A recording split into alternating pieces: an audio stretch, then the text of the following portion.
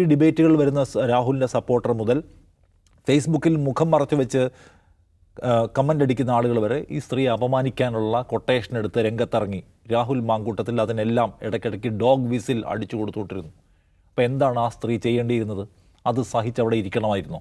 ഈ തെരഞ്ഞെടുപ്പിൻ്റെ സമയമാകുമ്പോൾ UDFൻ്റെ സാധ്യതകളെ തകർക്കാനും സ്വർണ്ണക്കൊള്ള പോലെയുള്ള സംഗതികളെല്ലാം ഡൗൺ പ്ലേ ചെയ്യാനും വേണ്ടി ആസൂത്രിതമായി പരാതിക്കാരിയെ കൊണ്ടുവരുന്നു എന്നാണ്.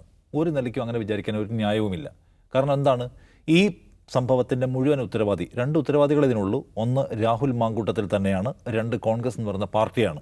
ഇന്നിപ്പോൾ രാഹുൽ മാങ്കൂട്ടത്തിൻ്റെ പാർട്ടിയിലെ മുതിർന്ന നേതാവും MP ആയ രാജ്മോഹൻ ഉണ്ണിത്താൻ പറയുന്നുണ്ട്, ഇത് അയാൾ ചോദിച്ചു വാങ്ങിയ അടിയാണ്, അയാൾ നിരന്തരമായി ഇരയെ പ്രകോപിപ്പിക്കുകയാണ് ഉണ്ടായത് എന്നു മാത്രവുമല്ല, ഞാൻ പാർട്ടിയേക്കാൾ വലിയ ആളാണ്, പാർട്ടി എന്നെ പുറത്താക്കിയാലും അതേ പാർട്ടി അണികളുടെയും സിമ്പതൈസേഴ്സിൻ്റെയും നാട്ടുകാരുടെയും ഒക്കെ പിന്തുണയിൽ ഞാൻ പാർട്ടിയെ വെല്ലുവിളിച്ച് നിൽക്കുമെന്ന് സ്ഥാപിക്കാൻ അയാൾ ശ്രമിച്ചു.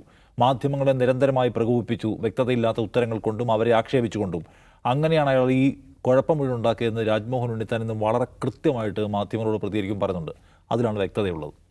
കാരണം എന്താണ്, ഇത് ഏതെങ്കിലും ഒരാൾ മുൻപത്തെ പല വിവാദങ്ങളെയും പോലെ ആരോപണവുമായിട്ട് ഒരാളുടെ ഒരു പാർട്ടിയുടെ പിന്നാലെ കൂടിയിരിക്കുന്ന സംഭവമല്ല. മറിച്ച് എന്താണ്, രാഹുൽ മാങ്കൂട്ടത്തിലും ഈ സ്ത്രീയുമായി, ഈ യുവതിയുമായി ഒരു റിലേഷൻഷിപ്പിലായിരുന്നു. അത് വസ്തുതയാണ്.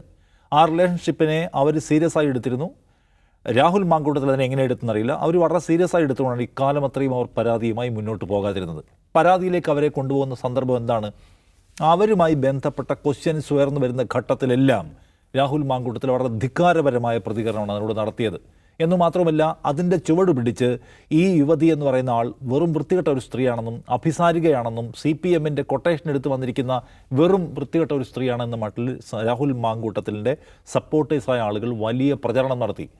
TV ഡിബേറ്റുകൾ വരുന്ന രാഹുലിൻ്റെ സപ്പോർട്ടർ മുതൽ ഫേസ്ബുക്കിൽ മുഖം മറച്ചു വെച്ച് കമൻ്റ് അടിക്കുന്ന ആളുകൾ വരെ ഈ സ്ത്രീ അപമാനിക്കാനുള്ള കൊട്ടേഷൻ എടുത്ത് രംഗത്തിറങ്ങി.